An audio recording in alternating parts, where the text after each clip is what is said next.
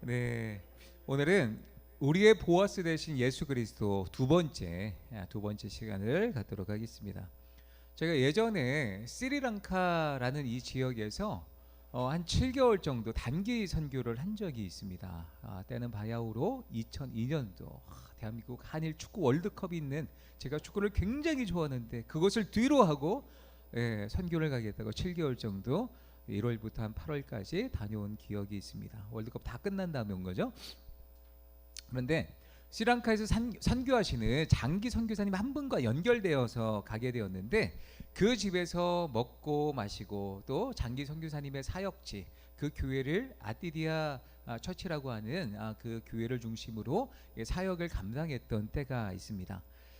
장기 선교사님에겐 두 명의 자녀가 있었어요. 그 당시에 3학년, 4학년 두 명의 자녀가 있었는데 둘 다 꽤 공부를 잘 했습니다. 이제 국제학교를 다녔는데 근데 이 둘째 딸이 공부를 꽤 잘하는 스마트한 친구였어요. 그런데 이 아이가 이제 이 치르는 시험에서 100점을 90점 이상을 받아와야 마땅한 아이인데 어느 날 0점을 빵점을 받아온 거예요. 공부를 굉장히 잘하는 친구였는데 빵점을 받아온 거죠. 그래서 이제 이 엄마 아빠가 물어본 거예요. 야, 어쩌다가 너가 빵점을 맞아왔냐? 혹시 밀려 쓴 거 아니야? 워낙 똑똑하니까 한 칸씩만 밀려서도 그죠? 이게 다 정답이 오답이 될 수가 있잖아요. 근데 아니라는 거예요. 정답지에 한 문제도 기록을 못했다는 거예요. 시간이 없어서 기록을 못한 게 아니고 약간 좀 그 당시에 두려움이 있었어요. 이 아이가 엄마가 아빠가 거는 기대감이 있잖아요. 그래서 100점을 맞아야 되는데 혹시라도 한 문제 혹은 두 문제라도 틀리면 어쩔까라는 그 조바심에 정답지를 문제지에 다 써놓고 답안지에 옮겨 적지 않은 거예요. 그래서 막 조바심, 내가 쓸까 말까, 틀리면 어떡하지? 그러다가 그냥 빈칸을 메웠던 거죠. 그 문제에 대한 그 두려움, 점수에 대한 두려움 때문에 한 문제도 기록을 못한 거예요. 자, 1점을 받으려면 무엇 해야 됩니까? 기록이라도 해야 점수를 받는데 기록을 안 한 게 문제인 거죠. 또 하나의 이야기를 제가 들려드리겠습니다. 제가 대학교 때 한 친구가 있었는데 이제 반에 이제 수많은 친구들이 있잖아요. 근데 한 친구가 서울 쪽에 사는 친구였는데 수산시장에서 밤 늦게까지 알바를 하고 알바한 돈으로 이 등록금을 내고 학업을 감당하는 친구였어요. 그런데 공부가 제대로 되겠습니까? 학교 수업을 마치고 올라가서 밤 늦게까지 새벽까지 알바를 하고 몇 시간 자고 또 일어나서 학교 와서 수업을 하니 뭐 공부가 제대로 됐겠어요? 근데 신학생이었어요. 근데 그럼에도 불구하고 열심히 했죠. 근데 객관식 문제는 그럭저럭 그래도 이렇게 찍을 만한데 이 주관식 문제가 당시에 15점인가 20점 되는 그런 주관식 문제가 한두 문제가 있었어요. 근데 그 문제를 풀어야 통과가 되는 거예요. 패스를 해야 F 학점을 맞지 않는 것이었습니다. 그런데 객관식 문제야 그럭저럭 썼는데 이 문제를 그냥 한자도 적지 않고 내버리면 점수가 나오지 않아서 F를 맞으니까 이 친구가 고민을 하다가 15점인가 한 20점 되는 이 문제에 뭐라고 적었냐면 자신의 간증을 적게 됩니다. 전혀 문제랑 상관없는 자신의 간증을 적은 거예요. 교수님, 제가요 어려서 그 모태신앙에 태어나서 어머님의 기도로 뭐 이런 식으로 막 구구절절히 이제 쓴 거죠. 그런데 교수님이 감동을 하셨어요. 그 간증에 감동을 하셔가지고 점수를 20점 다 주진 않고 그래도 몇 점이라도 이렇게 점수를 준 거예요. 그래서 간신히 이 F 학점은 피할 수 있었던 그 친구의 저는 아닙니다. 저는 아니에요. 저는 모태신앙이지만 서울에 안 살았어요. 저는 충남에 살았기 때문에 어쨌든 저는 아닙니다만 제가 왜 이 말씀을 드리냐면 지금 뭐 그렇게 그 채점을 하면 큰일 나는 시대이지만 그 당시에는 은혜가 좀 있었어요. 제가 왜 이 말씀을 드리냐면 그 점수를 받으려면 단 한 자라도 뭔가 내가 해야 될 노력은 그래도 조금이라도 하고 자비를 구하는 거예요. 은혜를 구하는 거예요. 그 교수님의. 그죠? 뭔가 내가 해야 될 것을 아무것도 안 하고 적지 않으면 아무것도 얻을 수 없다는 거죠. 물론 우리의 행위나 노력으로 하나님께서 은혜를 베풀어 주신다는 것이 아닙니다. 그럼에도 불구하고 우리가 마땅히 하나님 앞에서 최선의 삶을 살아가야 되는 그런 이유가 있다는 거죠. 하나님이 은혜를 베푸시건 은혜를 베푸지 아니하시건 그래도 내가 하나님 앞에 그래도 마땅히 해야 될 것을 하고 주님의 자비를 구하는 삶을 살아가야 된다는 거죠. 오늘 본문에 보면 롯과 나오미가 그랬다는 거예요. 하나님께서 허락해 주신 삶 가운데 최선의 삶을 다하며 그리고 하나님의 은혜를 구했던 롯과 나오미의 모습을 살펴보게 됩니다. 우리가 오늘 본문을 통해서 생각해 볼 부분이 있다면 첫 번째로 하나님을 신뢰하며 믿음으로 최선의 삶을 살아야 한다는 것입니다. 1절 말씀 함께 있습니다. 롯의 시어머니 나오미가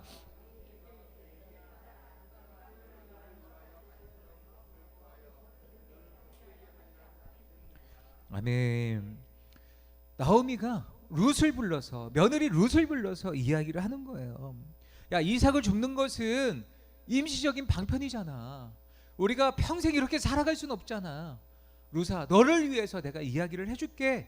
대책이 있어 라고 하면서 이야기를 하는데 그 대책을 마련한 게 무엇입니까? 이제 이 2절부터 쭉 나오는 거예요. 추수가 끝나고 타작하는 시기가 되었는데 7주 동안 이 보리 추수를 시작한 처음 때부터 7주 동안 오순절에 이르기까지 보리 타작을 해요. 그러면 보리 타작을 하는 그때에 하나의 계획을 나오미가 구상을 하게 됩니다. 룻을 위해서 남편을 구해주려고 한 거예요. 사실 나오미는요, 룻을 며느리를 자기 옆에 두고 싶었지만 그것은 자기 욕심이라는 것을 알고 있었어요. 룻은 남편이 죽는 아픔을 경험했지만 아직 젊으니까 내 며느리지만 이 며느리를 위해서 재혼을 시켜주는 것이 좋겠다라고 결정하게 됩니다. 룻을 위해 안식할 곳을 구해주겠다라는 1절의 말씀이 바로 그것이에요. 당시에는요, 아버지든 남편이든 아들이든 이 남자들의 경제력에 의존했던 것이 당시의 여성들의 삶이었습니다.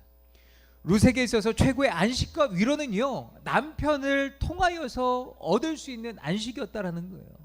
그래서 나오미는요, 며느리였던 이 룻을 위해서 대담한 계획을 세우게 됩니다.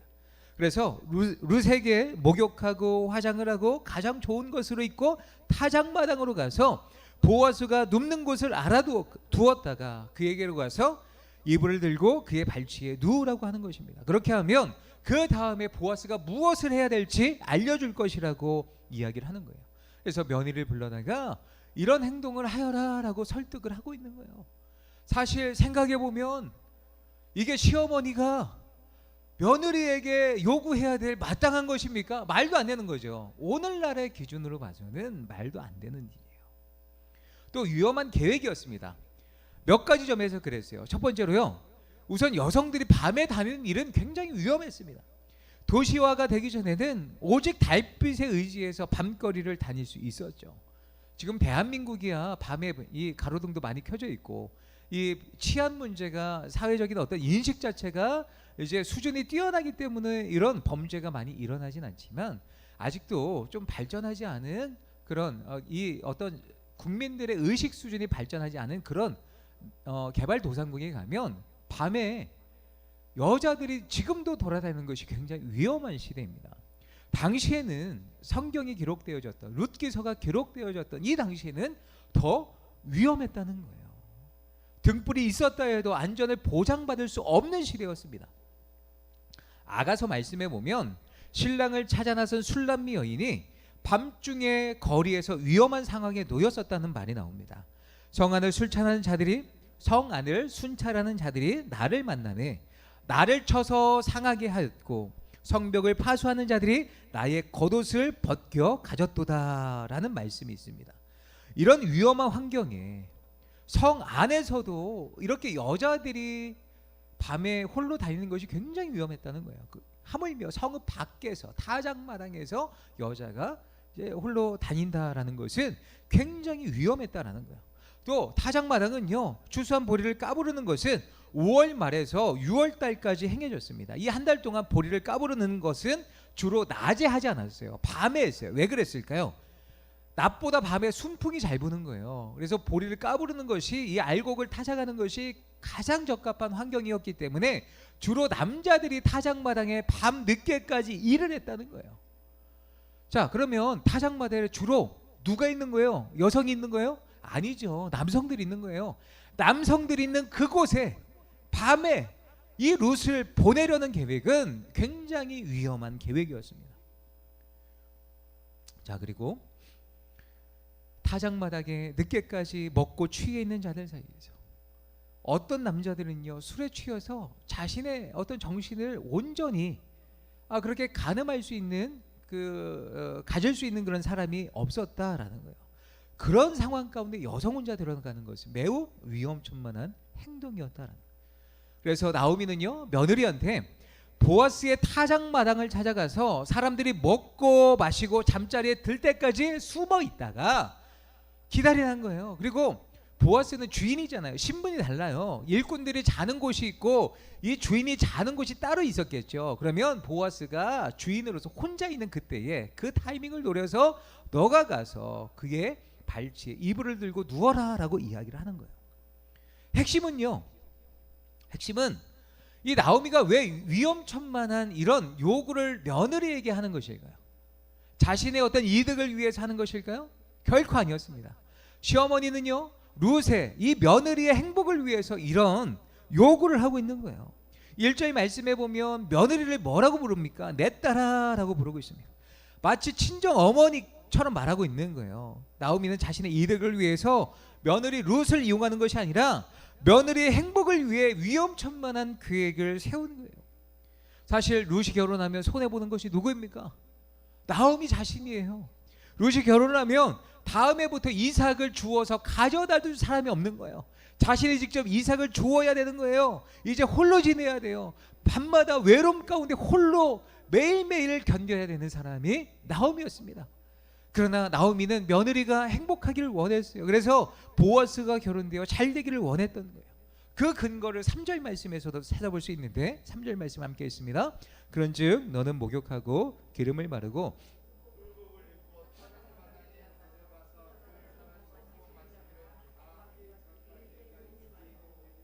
아멘. 이 말씀에 보면 나오미가 룻에게 너는 목욕하고 기름을 바르고 의복을 입어라 말하고 있습니다. 이것이 룻을 아끼고 있는 장면이에요. 왜냐하면 고대 근동 문화권에서는 물과 향수가 굉장히 귀했던 시대입니다. 서민들이 오늘날 우리와 같이 매일같이 목욕하거나 매일같이 향수를 그렇게 바르는 것은 상상조차 못하던 시대였어요. 심지어 일주일에 한 번 목욕하는 것도 흔한 일이 아니었습니다. 그러므로 우리는 얼마나 귀합니까? 매일 목욕하는 거, 그죠? 자, 그런데 목욕하고 기름을 바르고 의복을 입어라, 이 행동은요, 또 당시에 어떤 문화적인 상징이 있었냐면, 이게 누군가 사랑하는 자가 죽었어요. 그래서 애곡하는 기간 동안에 목욕하고 기름을 바르고 좋은 이슬을 입으며 애곡하는 그런 풍습이 있었어요. 또한 어떤 모습이 있었냐면, 그런 모습으로 그렇게 목욕하고 향품을 바르고 의복을 입은 그런 애곡하는 사람들이 그런 모습이 있었고, 또 결혼식을 위해서 신부를 준비시킬 때 이런 행동을 했다는 거예요. 다시 말하면 나오미가 룻에게 요구한 것은 결혼 준비를 시키고 있는 거예요. 깨끗하게 목욕하고 향품을 바르고 좋은 옷을 입고 너가 보아스에게 가. 결혼식까지는 아닐지라도 청혼하러 너가 보아스를 남편으로 맞이할 수 있도록 예의를 갖춰서 정중하게 청혼하는 그런 모습으로 나아가렴, 이렇게 요청하고 있는 거예요. 이것이 나오미가 룻을 향한 그 사랑하는 어떤 마음에서 이렇게 조언을 하고 있는 것입니다. 그리고 룻에게 무엇을 요구합니까?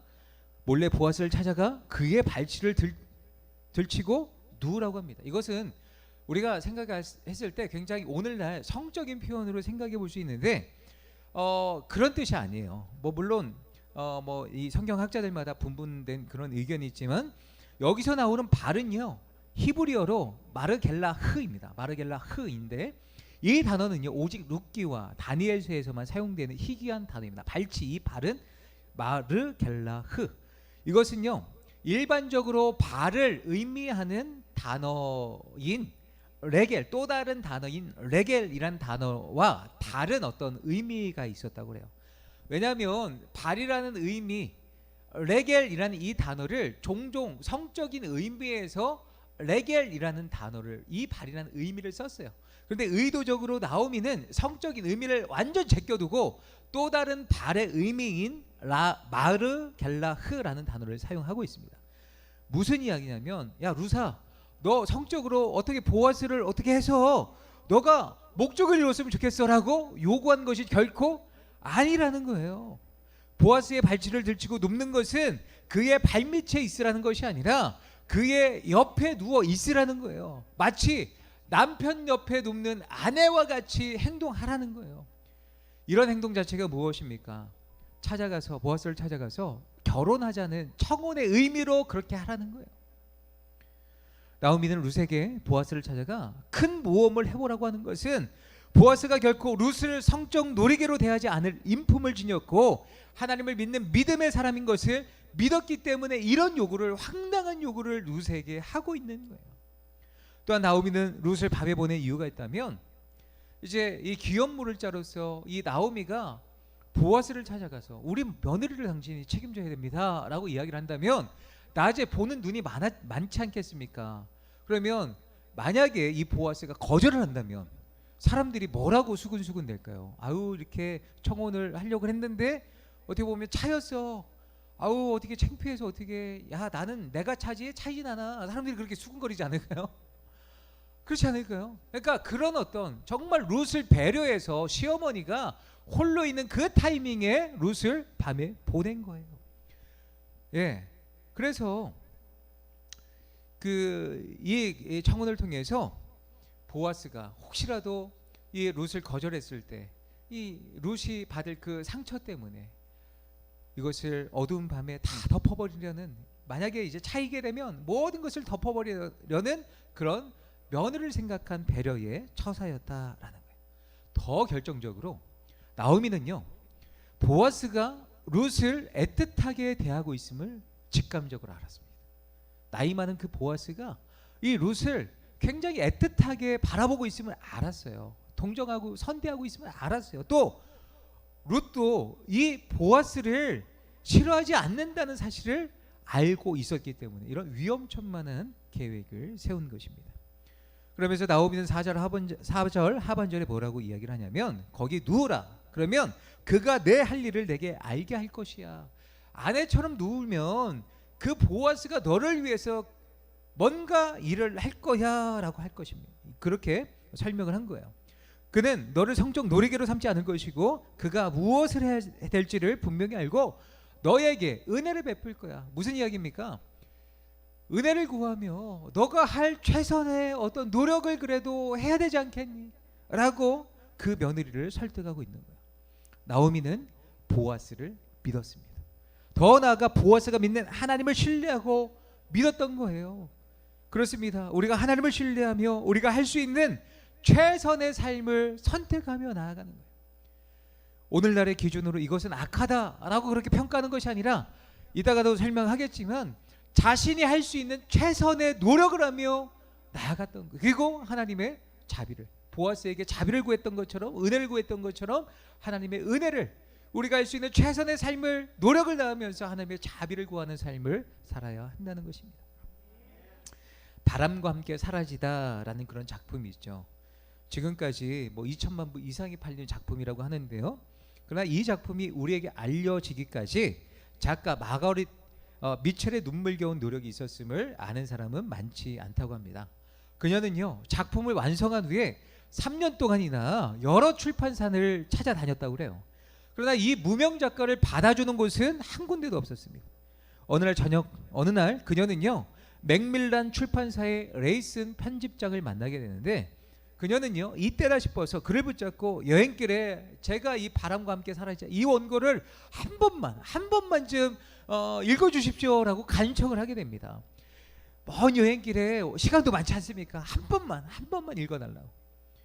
그래서 여행길에 여행을 떠나게 됩니다. 이 레이슨 편집장이 10일 정도의 어떤 긴 장거리 여행이었어요. 그런데 이 미첼은요 장거리 여행 동안에 3번이나 전보를 보내서 제 원고를 읽고 계신가요? 한 번만 읽어주세요라고 3번이나 먼 거리 여행을 하고 있는 이 레이슨 편집장에게 전보를 보내서 간청을 하게 됩니다.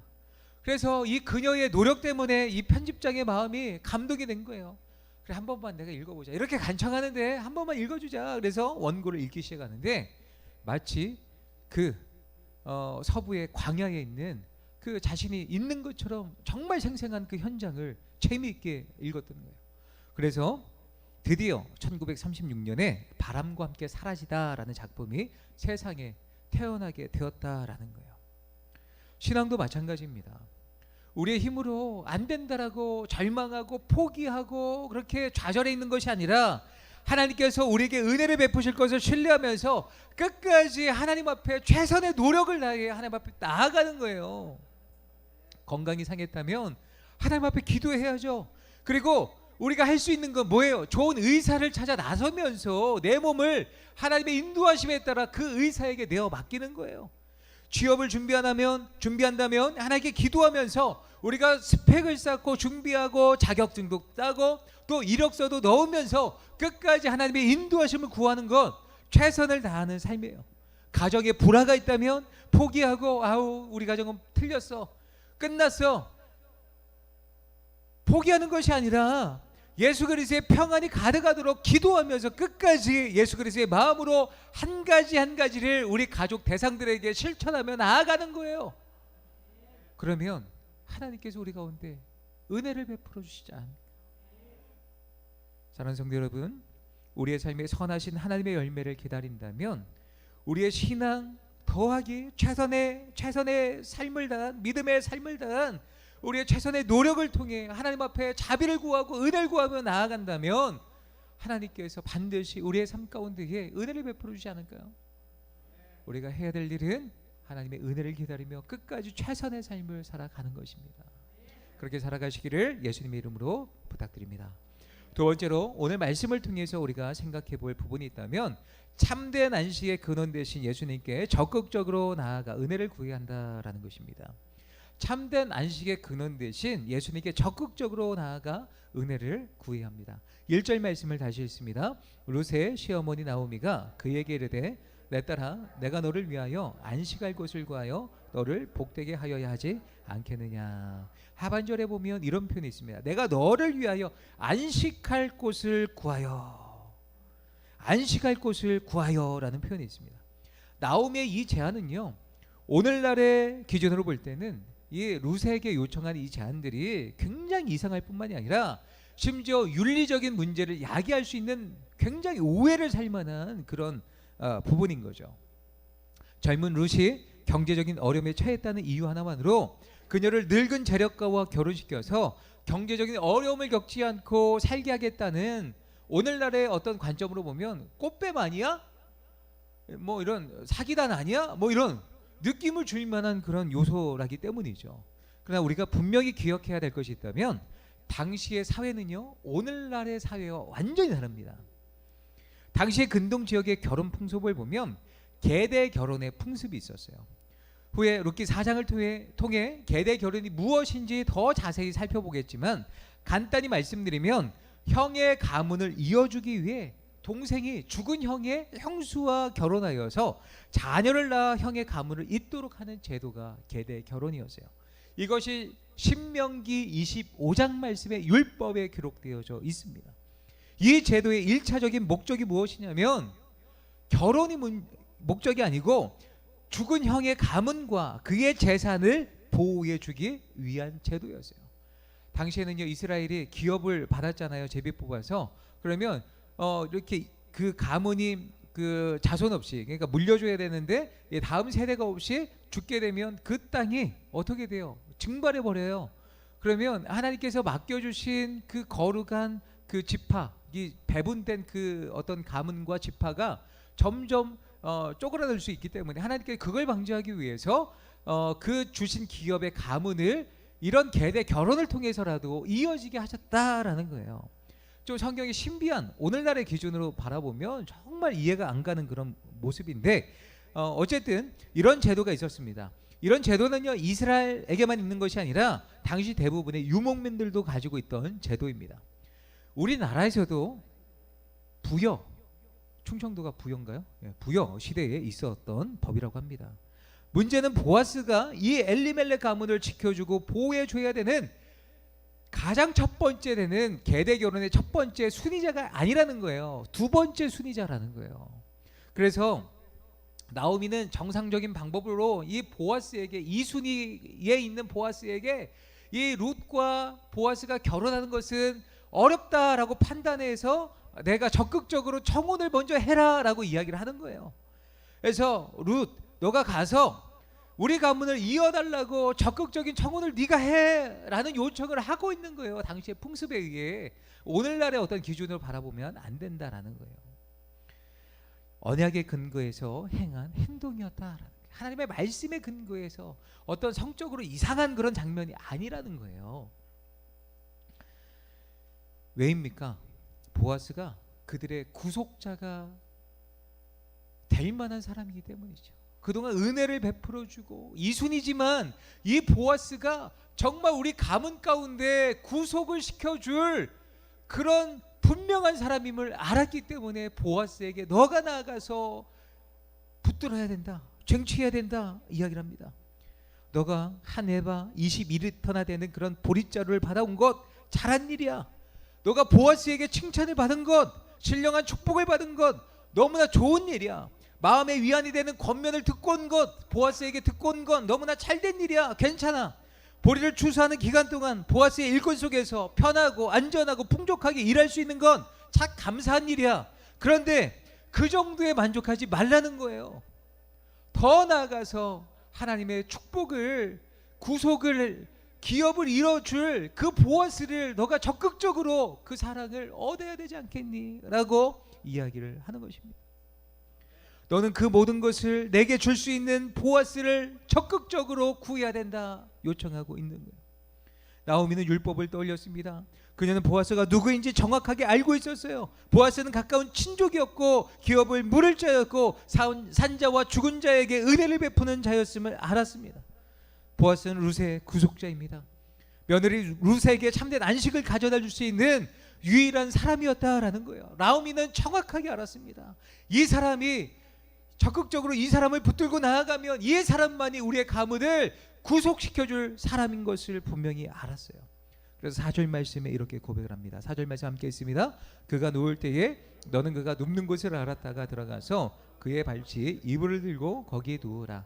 그가 내 할 일을 내게 알게 하리라 하니. 아멘. 이 말씀에 보면 하반절에 그가 내 할 일을 내게 알게 하리라. 성적으로 어떻게 하겠다 그게 아니라 그렇게 청혼을 구하고 나아가면 그 보아스가 그 다음에 어떤 액션으로 너와 청혼을 이어갈지 알게 할 것이야. 구속을 시켜줄지 그가 이제 행할 거야. 은혜를 베풀어 줄 거야 라고 하면서 이야기를 하고 있는 거예요. 그렇습니다. 나오미는 보아스의 은혜를 적극적으로 구하며 나아가라고 룻에게 요청한 거예요. 우리의 삶도 마찬가지입니다. 우리의 보호세 대신 예수 그리스도께 적극적으로 은혜를 구하며 주님 앞에 나아가야 된다라는 거예요. 신약성경 마태복음 15장 말씀에 보면 가나안 여인이 예수님께 와서 이런 요청을 합니다. 여자가 와서 예수께 절하며 이르되 주여 저를 도우소서. 대답하여 이르시되 자녀의 떡을 취하여 개들에게 던짐이 마땅하지 아니하리라.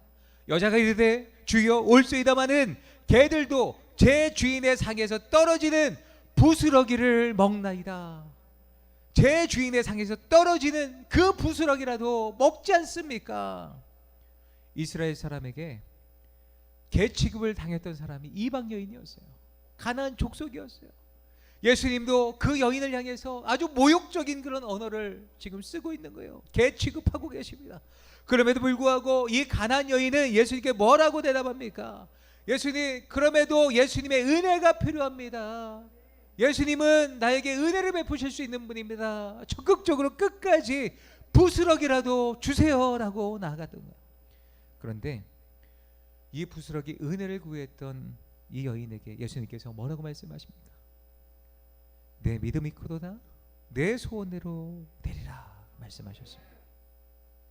이 가난한 여인을 통해서 우리가 무엇을 할 수 있습니까? 부스러기 은혜라도 적극적으로 구해야죠. 그런데 이 여인이 부스러기 은혜만 구했을까요? 아니요.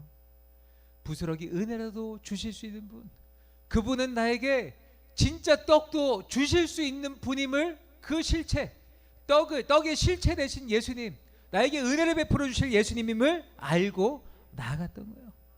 또한 부스러기 은혜를 통하여서 떡의 실체를 경험했던 거예요. 야, 내가 이분을 절대적으로 신뢰하고 이분께 나아가기만 하면 언제든지 나에게 은혜를 베풀어 주시는 분이구나, 정확하게 알고 있었다라는 거예요. 그리고 이 여인이 어떤 삶을 살아갔을까요? 떡의 실체 되신 예수 그리스도를 더욱 붙들어서 인생의 큰 평안과 안식을 얻지 않았을까요? 마치 나오미가 1절 말씀에 내가 너를 위하여 안식할 곳을 구하여, 진정한 안식, 참된 안식, 그 안식은 보아스에게 있어. 우리의 보아스가 누구라고요? 예수 그리스도, 은혜를 베풀어 주실 예수 그리스도. 참된 안식은 예수님을 통해서 우리에게 주어진다는 것입니다. 사랑하는 성도 여러분, 우리의 신앙은 어떻습니까? 우리의 기도는 어떻습니까? 제발 보리 한 해발을 주십시오. 제발 오늘 안정되게 할 수 있는 일터를 주십시오.